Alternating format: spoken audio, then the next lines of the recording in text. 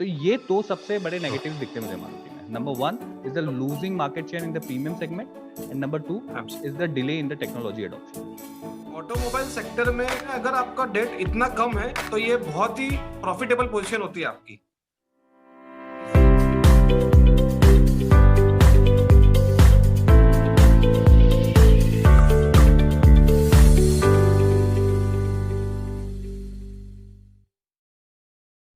नमस्कार दोस्तों।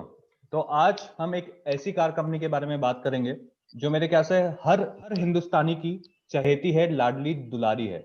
एक ऐसी कार कंपनी जो कि हिंदुस्तान में कार्स के लिए सिनोनिम बन गई थी।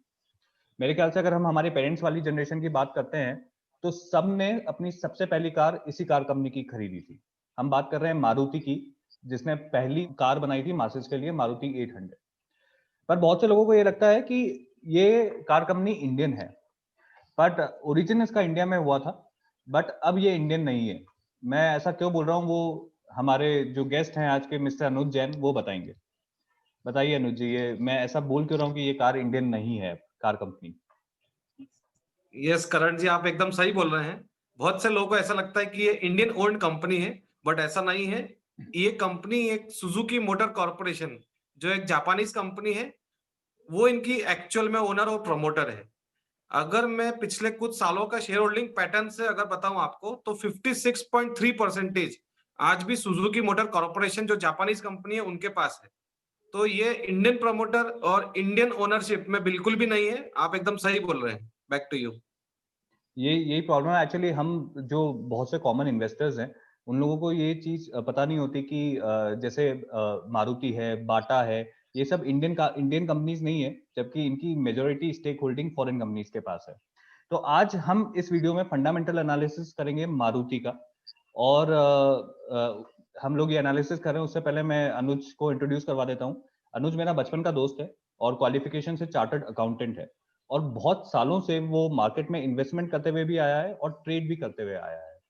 और हम आगे बढ़े एनालिसिस से, उससे पहले ये आपको बता देते हैं कि ये वीडियो खाली एजुकेशनल पर्पसेस के लिए है, ये कोई रिकमेंडेशन नहीं है। हम बस ये कोशिश करेंगे कि हमारा जो डिस्कशन है उससे आपको कुछ पॉइंट्स मिल पाए कि आपको क्या चीज देखनी चाहिए किसी कंपनी में। अगर आपको खुद को इन्वेस्टमेंट करना है किसी कंपनी में या नहीं करना है तो आप खुद की रिसर्च कीजिए। तो आगे बढ़ते हैं इस वीडियो में और फंडामेंटल एनालिसिस करते हैं मारुति कंपनी का। तो बताइए अनुज जी, आपके ओपिनियन में क्या हमें इस कंपनी के शेयर्स खरीदने चाहिए, क्या हमें इस कंपनी में इन्वेस्टमेंट करना चाहिए, और क्या चीज पॉजिटिव है इस कंपनी में और क्या अभी लग रहा है कि उतनी स्ट्रांग नहीं है इस कंपनी को लेकर के? ओके, सो करण, अगर मैं किसी भी स्टॉक में मेरे को इन्वेस्ट अगर करना है तो उसमें मैं फंडामेंटली 2-3 चीजों का एनालिसिस जरूर करता हूं, और उनसे एक आइडिया लग जाता है कि इस कंपनी में मेरे को इन्वेस्टमेंट करना चाहिए या नहीं। मारुति से स्पेसिफिक अगर मैं सबसे पहली चीज बात करूं, मैं कंपनी में कितना डेट ले रखा है वो चेक करता हूं। आप अगर मारुति के फाइनेंशियल्स चेक करेंगे, अराउंड 200 प्लस करोड़ का ही डेट है जो उसको फाइनेंशियल इंस्टीट्यूशंस, बैंक्स, इनसे ले रखा है उसने। एक ऑटोमोबाइल सेक्टर में कैपिटल इंटेंसिव इंडस्ट्री है ये। इसमें अगर आपका डेट इतना कम है तो ये बहुत ही प्रॉफिटेबल पोजीशन होती है आपकी। इसी में ऐड अगर मैं करूं तो आप अगर बैलेंस शीट में देखेंगे तो अराउंड मारुति के पास 35,000 करोड़ से भी ज्यादा इन्वेस्टमेंट्स है। तो ये एक इन्वेस्टमेंट इनका सोर्स ऑफ इनकम है कि अगर जरूरत पड़ेगी नया एक्सपांशन करने की तो they can move their money from investments for those expansions. तो ये एक बहुत बड़ा पॉजिटिव है मारुति के साथ कि उसका डेट ऑलमोस्ट जीरो है और उनके पास 35,000 करोड़ का कैश भी रखा हुआ है।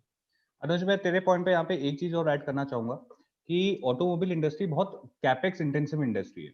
अगर उनको कोई भी नई फैक्ट्री डालनी है तो हजारों करोड़ों का इन्वेस्टमेंट करना पड़ता है। अगर कोई नया मॉडल भी लॉन्च करना है तो भी हजारों करोड़ों का इन्वेस्टमेंट करना पड़ता है।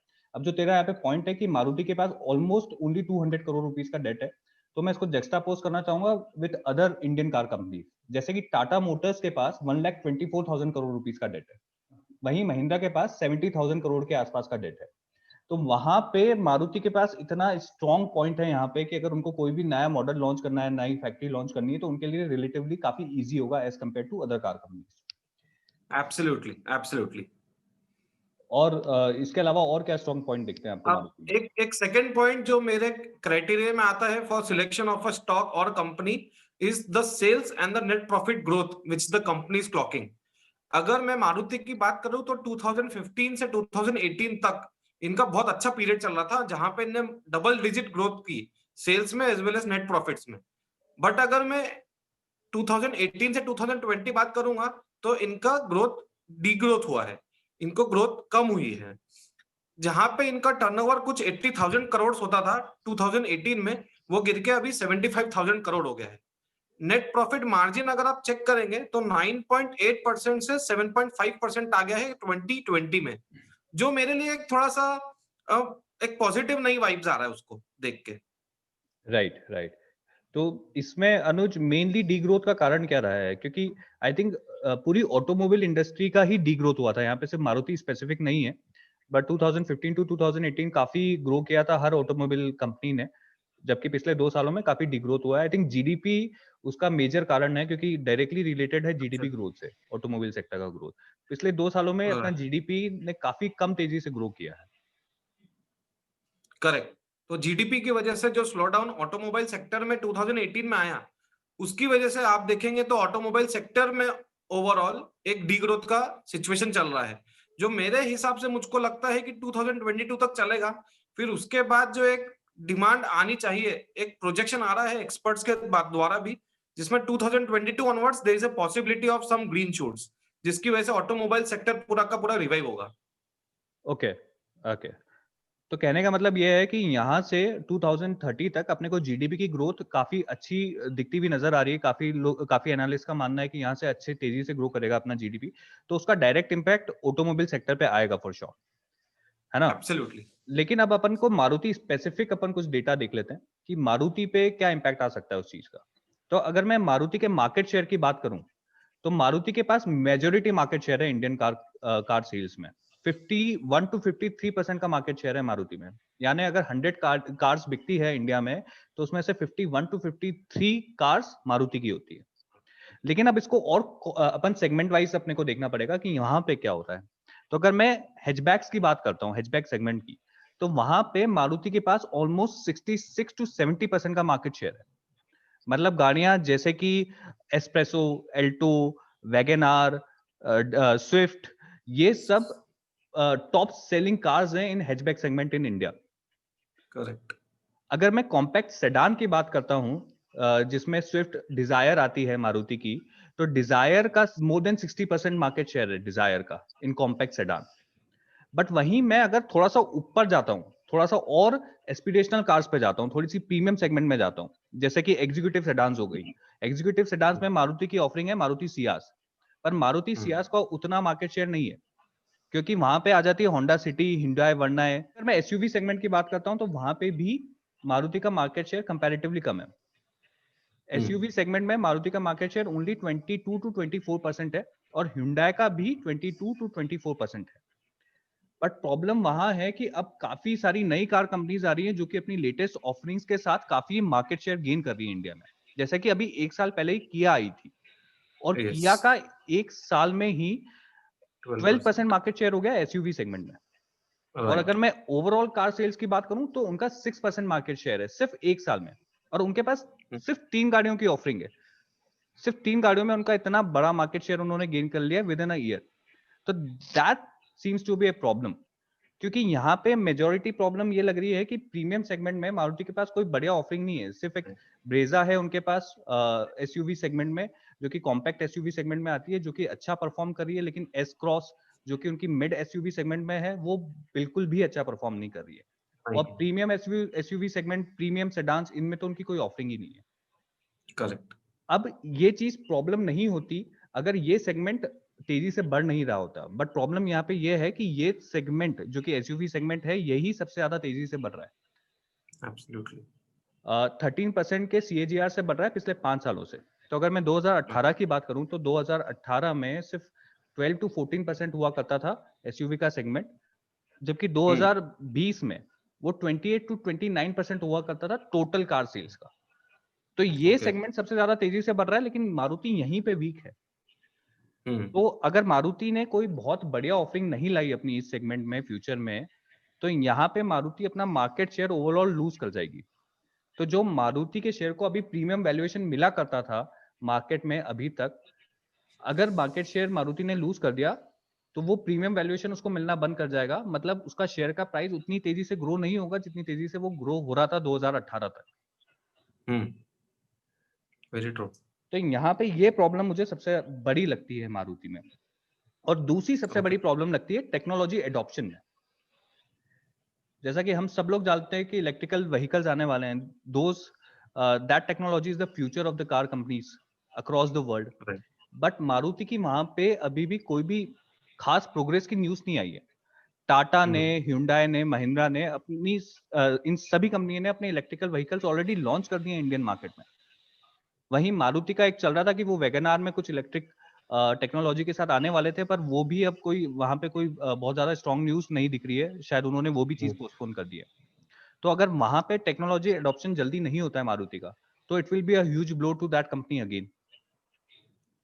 तो ये दो सबसे बड़े नेगेटिव्स दिखते हैं मुझे मारुति में। Number 1 is the losing market share in the premium segment, and number 2 is the delay in the technology adoption. Absolutely. और ये दोनों फैक्टर आपका सेल्स और नेट प्रॉफिट, ये दोनों ग्रोथ में ऐड करेंगे। अगर यहाँ पे मारुति का कुछ पॉजिटिव न्यूज आता है तो ये ऑटोमेटिकली आपके सेल्स और ग्रोथ नेट प्रॉफिट में ऐड होगा, which will give it to a which will make it a premium valuation company. Right right. और अगर मैं इसी चीज में एक चीज ऐड करना चाहूँ, अभी लोगों को क्या लग रहा है कि सितंबर क्वार्टर के रिजल्ट्स आए थे, फिर अक्टूबर मंथ और नवंबर मंथ के रिजल्ट्स आए थे। तो सितंबर क्वार्टर में मारुति की और ओवरऑल ऑटोमोबाइल इंडस्ट्री की ग्रोथ हुई है 16% से। मारुति की भी सेम ऑलमोस्ट 16-17% से ग्रोथ हुई है। वहीं अक्टूबर में भी वापस 16 to 18% ग्रोथ दिखा है मारुति की सेल्स में। और नवंबर में ऑटोमोबाइल सेक्टर की 9% से ग्रोथ हुई है, मारुति की 2% से डी ग्रोथ हुई है। ये सब मैं वाई बेसिस पे कंपैरिजन कर रहा हूँ पिछले साल के सेम क्वार्टर से, सेम मंथ से। पर अब लोगों को यहाँ लग रहा है कि यार ये तो बहुत ज्यादा तेजी से सेल्स ग्रो हो रही है। पर देखने वाली बात यह है कि पिछले साल, जैसे कि तूने बोला कि 18% की डीग्रोथ हुई थी ऑटोमोबाइल सेक्टर में, पिछले 2 सालों से काफी मंदी आई है इस वाले सेक्टर में। तो और इस साल के पहला जो क्वार्टर है, जून वाला क्वार्टर, वहां पे तो कोई सेल्स हुई नहीं बिकॉज ऑफ द लॉकडाउन। तो अब जो लोग उस समय गाड़ियां खरीदना चाहते थे, काफी वो लोग उठ करके अब गाड़ियां खरीद रहे हैं। तो ये जो डिमांड हमें दिख रही है, ये पेंट अप डिमांड है। ये फ्यूचर में सस्टेन कर पाएगी कि नहीं कर पाएगी, उसकी अभी कोई श्योरिटी नहीं है। ओके। तो अब अभी शॉर्ट टर्म में हम लोग देखेंगे कि मारुति का शेयर काफी तेजी से बढ़ा है, but will that be able to sustain in the longer run? That's a point that we have to evaluate. Karan, इसमें अगर मैं अब एक और पॉइंट ऐड करूं, तो मेरा पहला पॉइंट था डेट फ्री कंपनी, दूसरा पॉइंट था सेल्स और नेट प्रॉफिट ग्रोथ। एक थर्ड पॉइंट है जो मेरे लिए एक थोड़ा सा इजी पिकिंग हो जाता है। अपन यहाँ पे जितना भी एनालिसिस कर रहे हैं, ये सारा एनालिसिस एफआईआई और डीआईआई भी करती है। तो अगर हम शेयर होल्डिंग पैटर्न के बेसिस पे चेक करें कि एक शेयर में एफआईआई और डीआईआई क्या कर रही है, तो उससे आपको एक एस्टिमेट लग जाता है कि if they are increasing their holding, तो there is something good news. क्योंकि बहुत सारी स्ट्रेटेजीज, बहुत सारा लॉन्ग टर्म प्लानिंग एफआईआई और डीआईआई को पता चल जाता है, जो हम लेमैन को पता नहीं चलता है। मारुति के लिए अगर मैं ऐड करूं, एफआईआई का होल्डिंग 26% से 21% पे आ चुका है पिछले 3 सालों में। वहीं पे डीआईआई का होल्डिंग 11% से 16% पे आया है। तो यहां पे अगर आप देखोगे तो देयर इज एक एफआईआई का लोअर ट्रेंड है और डीआईआई का अपर ट्रेंड है। तो there is a confusion which is there in the mind of investors, I would say HNI investors और एफआईआई एंड डीआईआई। तो ये क्लैरिटी नहीं दे रहा है कि आपकी ये जो मारुति के शेयर में इन्वेस्टमेंट हो रहा है, ये किस लेवल पे जा रहा है। राइट। मतलब जो हम बातें कर रहे हैं, जो इश्यूज हम यहाँ पे डिस्कस कर रहे हैं, ये शायद एफआईआई के मन में भी है कि यार ये फ्यूचर में कैसा परफॉर्म करेगी कंपनी। बहुत क्लियर कट हमें इंडिकेशन नहीं दिख रहा है। अगर डीआईआई और एफआईआई दोनों और ज्यादा होल्डिंग अपनी ले रहे होते इस शेयर में, तो एक फिर भी समझ में आता है कि क्लियर कट उन लोगों को काफी कॉन्फिडेंस है इस कंपनी को लेकर के। बट यहाँ पे कंफ्यूजन दिख रहा है। तो मेरा कंक्लूजन अगर मुझसे पूछें कि क्या मैं इसमें अभी इन्वेस्ट करना चाहूंगा इस शेयर में, तो फिलहाल के लिए मैं होल्ड करूंगा। फिलहाल मैं देखूंगा कि जो 2-3 पॉइंट्स अपन ने मेजर डिस्कस किए हैं, उसमें मारुति कैसा परफॉर्म करते हैं।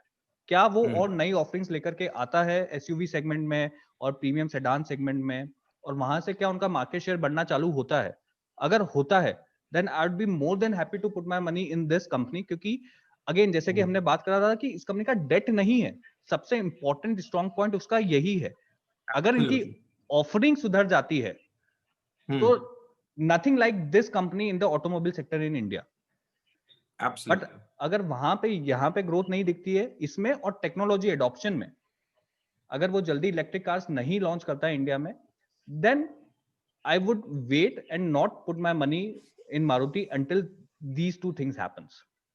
एब्सोल्युटली, मैं आपके व्यू से पूरा कॉन्कर करता हूं, क्योंकि कंपनी के पास इतना कैश सरप्लस रखा हुआ है इन्वेस्टमेंट्स के रूप में, ये अगर ग्रोथ एक्सपेंशन के पाथ पे जाना चाहती है तो इनको प्रीमियम और इलेक्ट्रिक व्हीकल्स इन दोनों में इन्वेस्टमेंट करके, टेक्नोलॉजी एडवांसमेंट करके, सेल्स और नेट प्रॉफिट ग्रोथ दोनों को लाइन पे लाना पड़ेगा। Automatically share price will go up from here. Okay, तो ये हम लोगों का डिस्कशन था मारुति को लेकर के, और आई होप कि आप लोगों को थोड़ा इसमें समझ में आया होगा कि सिर्फ नाम बड़ा है और market share, majority market share है मारुति के पास, इसका मतलब ये नहीं है कि ये कंपनी जैसा पास में परफॉर्म किया था सेम परफॉर्मेंस फ्यूचर में भी सस्टेन कर पाएगी। We both love this company, क्योंकि ये कंपनी ने ही एक तरह से ऑटोमोबाइल्स को इंडिया में लेकर के आया था for masses. But we really hope कि this company does whatever is needed to cater to the masses of India in future as well. अगर आप लोगों को इस प्रकार का फंडामेंटल एनालिसिस पसंद आता है और अगर आपको ये एक वैल्यू ऐड देता है, आपके डिसीजन में ये थोड़ी बहुत हेल्प करता है, तो do consider subscribing to this channel, क्योंकि हमने ये चैनल इसी मोटिव को लेकर के स्टार्ट किया है कि हम फाइनेंशियल एजुकेशन इंडिया में जितनी ज्यादा हो सके उतनी ज्यादा फैला पाए। और अगर आपको लगता है कि ये आपके बाकी दोस्तों को, फैमिली फ्रेंड्स को भी हेल्प करेगा, तो share this video with as many people as you can, because you never know, it might help somebody to put their investment hard earned money into right companies. अगले video तक के लिए bye bye, जय Hind and Vande Mataram. Thank you, stay safe.